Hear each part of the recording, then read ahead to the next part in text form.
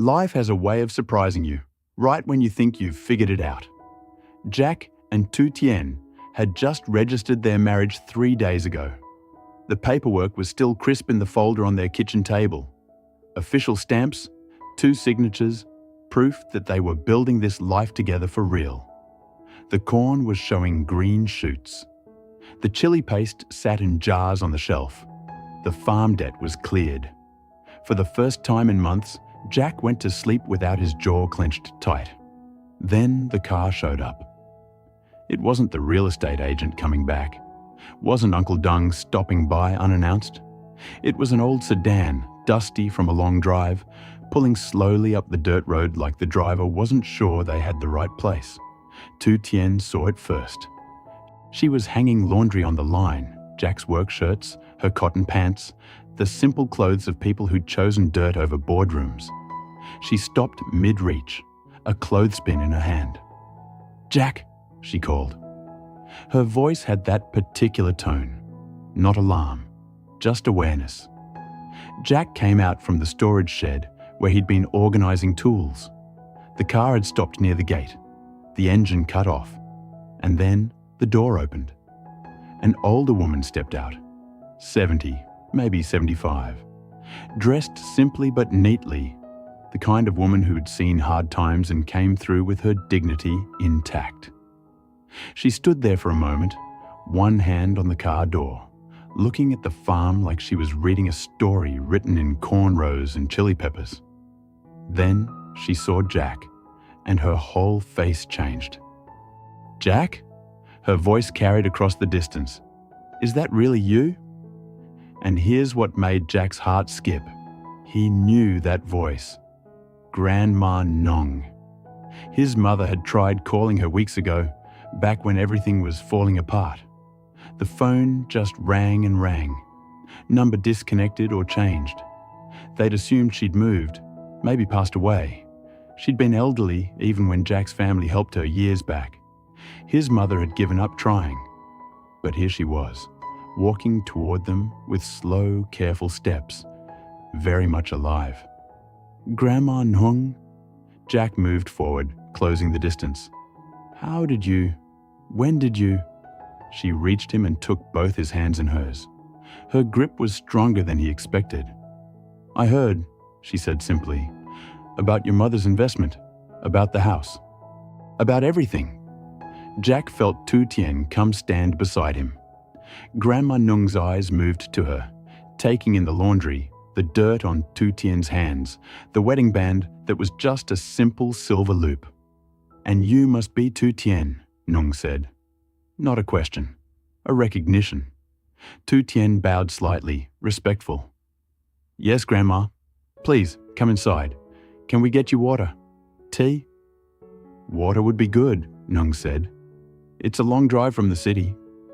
They settled her in one of the chairs on the porch, the same chairs where Jack and Tien had been watching things grow. Tien brought water in their nicest glasses, the ones they saved for Jack's mother's visits. Jack sat across from Nhung, trying to piece together how this was happening. "Your mother called me," Nhung began. "Back in March. But I was in the hospital then, surgery on my hip.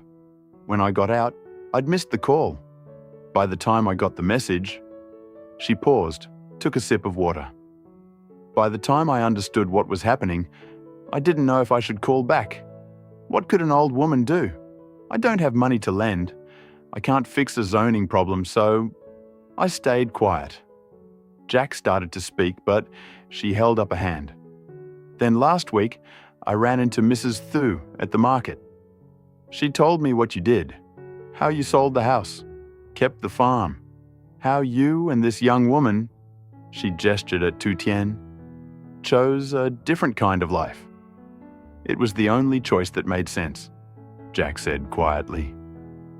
"No," Nhung corrected him. "It was a brave choice. Most people would have sold everything and started over in the city. Chased the next contract, the next deal. You chose dirt and corn and a future that doesn't come with guarantees." She set down her glass. "Your mother and father helped me when I had nothing. When my husband died and left me with debts I couldn't even understand, your family gave me money, not a loan, a gift. They said, pay it back when you can, if you can. And I thought, I never could. Here's what happened next. Grandma Nhung reached into her bag, a worn leather thing that had seen decades of use, and pulled out an envelope. Not thin, not light, the kind of envelope that has weight to it. I can't give you back everything your family gave me, she said, but I can give you this, and I can tell you something more important. She handed the envelope to Jack. He didn't open it, just held it, feeling the thickness of whatever was inside. When your family helped me, Nhung continued, I used that money to buy a small piece of land. Nothing fancy, just enough to grow vegetables and sell them at the market. People said I was too old, that farming was dying, that I should rent an apartment and live quiet. She smiled, and it transformed her whole face. But I chose dirt too. And you know what? That little vegetable plot kept me alive, fed me, gave me purpose. And eventually, when the city expanded and they needed that land for development, I sold it for more than I ever dreamed. Jack's hands tightened on the envelope. Open it, Nhung said. He did. Inside was cash. Not millions, but enough. Enough to matter.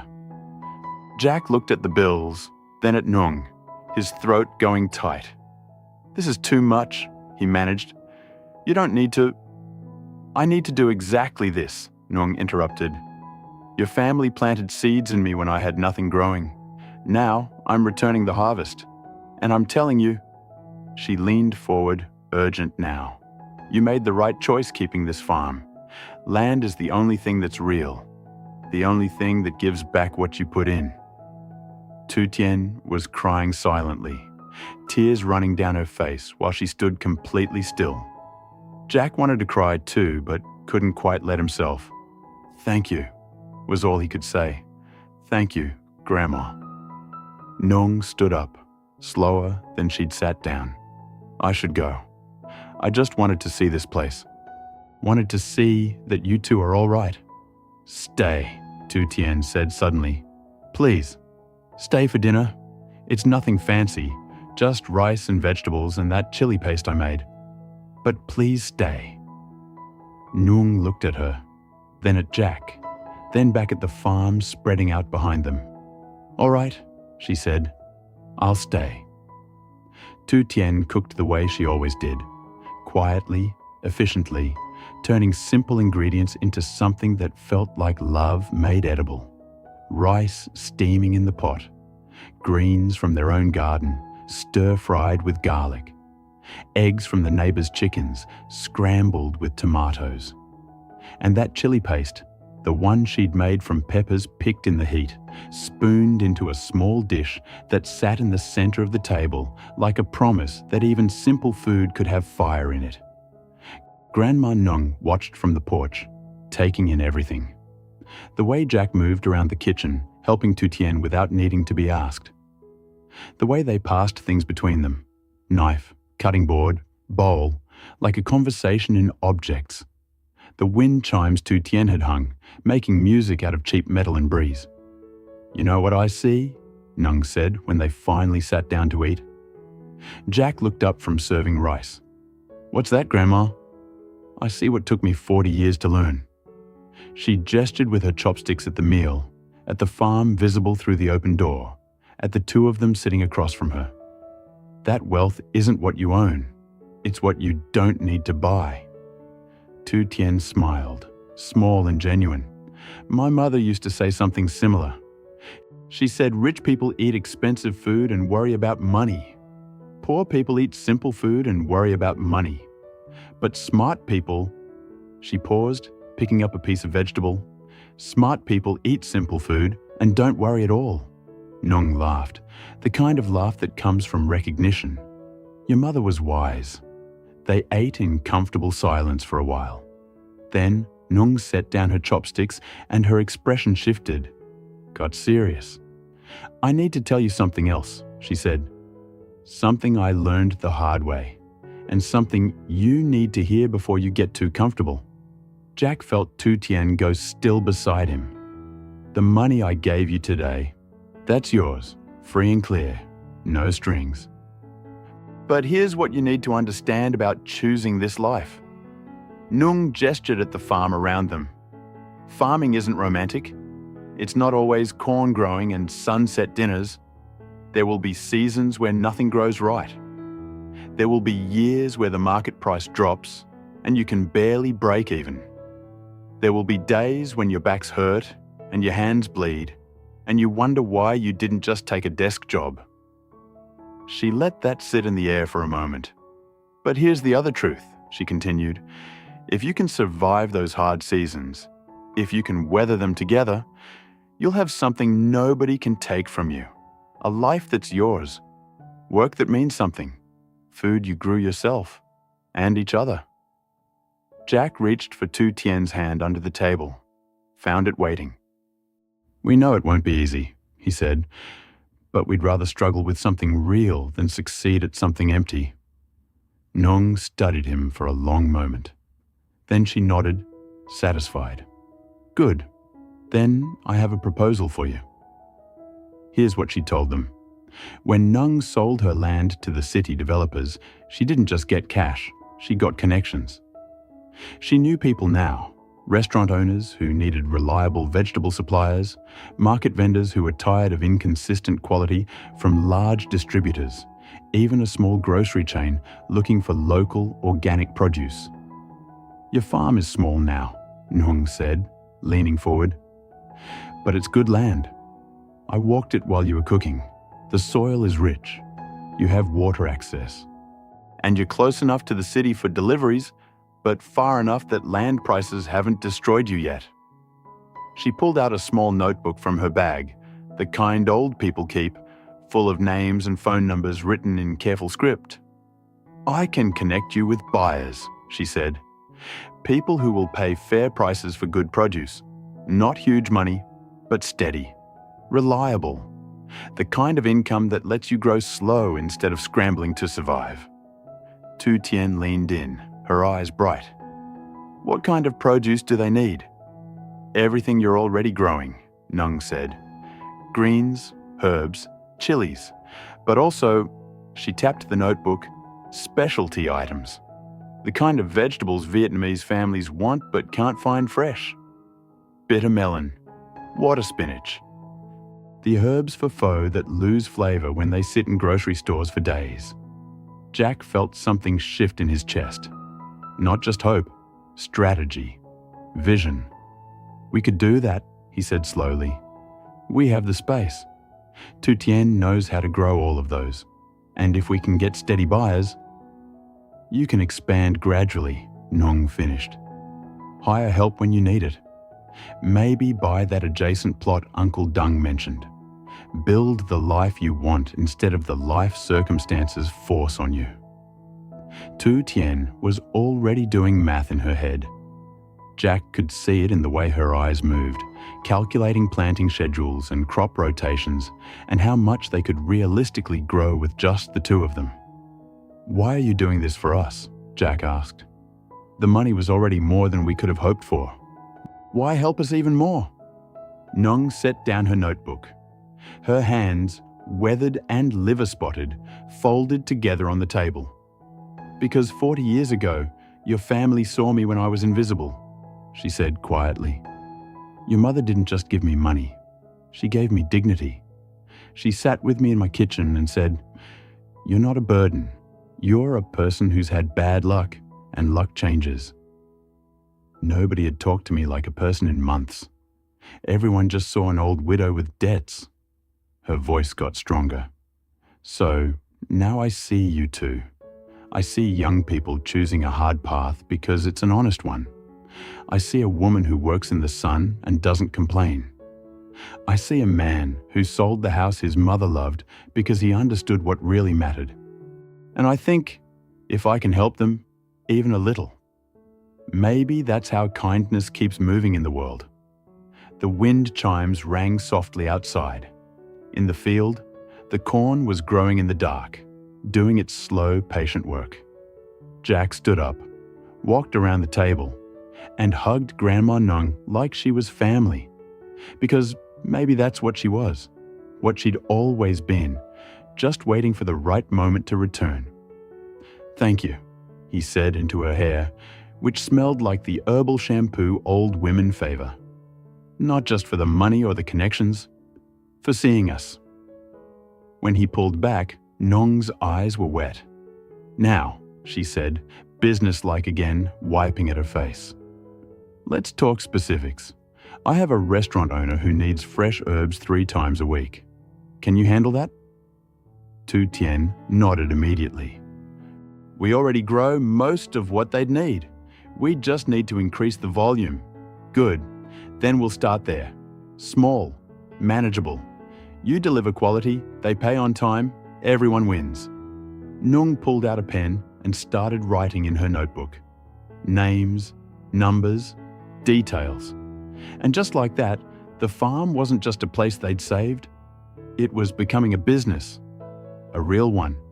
The kind built on handshakes and good produce, and connections that mattered.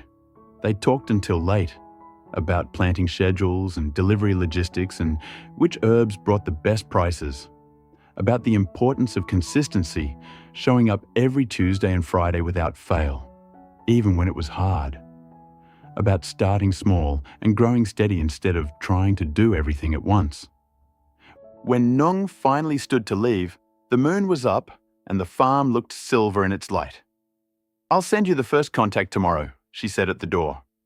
"Restaurant owner named Min. Good man.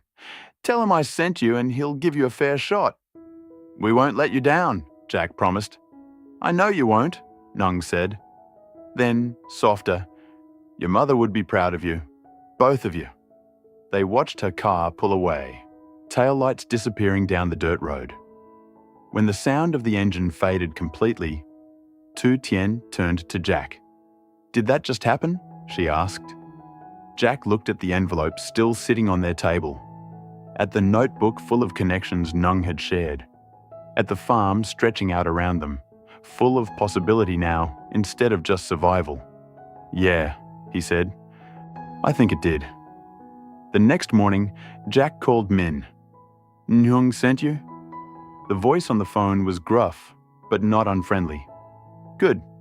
I trust her word more than contracts. You grow herbs?" "Yes, sir. Cilantro, basil, mint, sawtooth coriander, Vietnamese coriander." "Stop. I don't need a menu. I need reliability. Can you deliver Tuesday and Friday mornings by 9 a.m.? Jack looked at Tien, who was already nodding. "Yes?" "Then bring me samples this Friday. I'll tell you what I need. We'll try it for a month." That was it. No negotiation. No long discussion. Just a chance. Jack hung up and exhaled. "We have 4 days," he said. Tien was already tying her hair back. "Then we'd better get to work." Here's what those 4 days looked like. Up at dawn, working the herb beds. Thinning plants that were overcrowded. Checking each leaf for spots or damage. Tien moved through the rows like she was reading, her hands knowing which stems to cut and which to leave. Jack followed with the basket, gathering what she harvested. By Wednesday, they had enough to make samples. Thursday, they practiced packing, how to keep the herbs fresh without crushing them, how to arrange them so they looked abundant but not sloppy. Friday morning, Jack loaded the truck at 6 a.m. Tien had been up since 5, washing and bundling.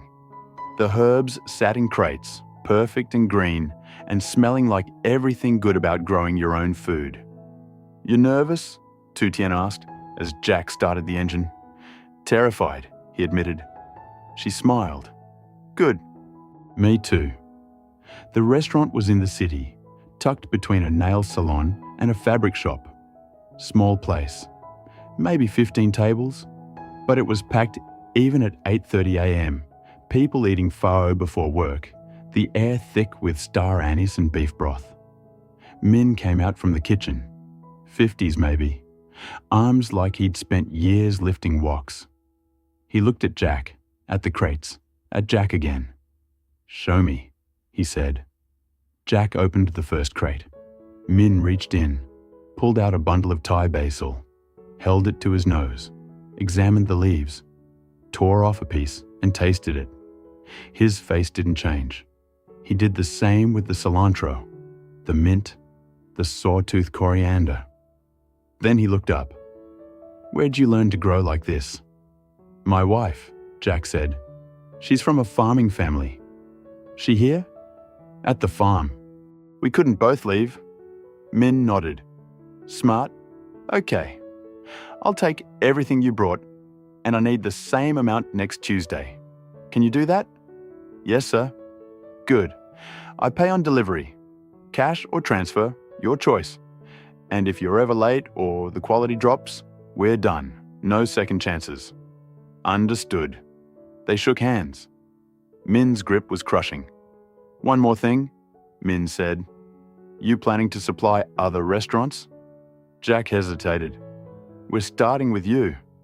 If we can handle more later." "Do it," Min interrupted. "Don't put all your vegetables in one basket. Build relationships with 3 or 4 places. That way, if one closes or cuts back, you're not scrambling, and it keeps people honest, including me." It was the kind of advice that came from experience, from watching suppliers fail because they got too dependent on one buyer. "Thank you," Jack said. "I'll remember that." When he got back to the farm, Tien was waiting on the porch, pretending to mend a shirt, but really just watching the road. "Well?" she called as soon as the truck stopped. Jack climbed out, trying to keep his face neutral. Failed, grinned. He took everything, once the same amount Tuesday. Tien dropped the shirt and ran to him. He caught her, lifted her off her feet, spun her around once in the dirt driveway. "We did it," she said into his shoulder. "We actually did it." "You did it," Jack corrected. "Those herbs were perfect because of you." She pulled back, looking at him seriously. "No, we did it. Together. That's how this works now." And she was right. That evening, they sat in their chairs facing the field. The sun was setting orange and gold. The corn was knee-high now, rustling in the breeze. The herbs they'd replanted after the harvest were already starting to fill back in. Jack pulled out the notebook Grandma Nhung had given him, and the envelope of money they hadn't touched yet. "What should we do with this?" he asked, holding up the envelope. Tien thought for a moment. "Save half, in case we have a bad season. Use the other half to expand the herb beds and maybe buy some equipment." Practical. Smart. Exactly what Jack had been thinking. "And the connections in the notebook?" "Call one a week," Tien said. "Build slowly, like Min said. We need to make sure we can handle what we promise before we promise more." Jack wrote that down, not because he'd forget, but because writing it made it real, made it a plan instead of a hope. "You know what's funny?" he said after a while. "What?" "A few months ago, I was running a company, managing employees, chasing contracts, and I felt like I was drowning. Now I'm growing herbs and delivering them at dawn, and I feel like I can finally breathe." Tien reached over and took his hand. Her palm was rough from work, warm from the day's sun still in her skin. "That's because this is real," she said. "The company was just money moving around.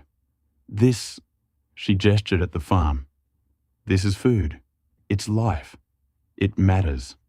They sat there as the sun finished setting. The wind chimes sang. Somewhere in the distance, a neighbor's dog barked. The corn kept growing, patient and steady. Inside, the marriage certificate sat in its folder. The jars of chili paste lined the shelf. The notebook full of connections waited on the kitchen table. And in the field, the herbs they'd planted together were already planning their next growth, roots reaching down into soil that was theirs now. Really, truly theirs. Jack thought about his mother, settled in the countryside with her cousins, about Uncle Dung on his adjacent land, About Grandma Nhung driving back to the city with an empty envelope and a full heart. About Vin, who'd quit the company but sent a text last week. Heard you're farming now. Good for you, boss. About all the people who'd helped them get here, in ways large and small. We should have them all over, Jack said suddenly. Everyone who helped us. Mom, Uncle Dung, Grandma Nhung. Have a meal together. Show them what we're building. Tien smiled.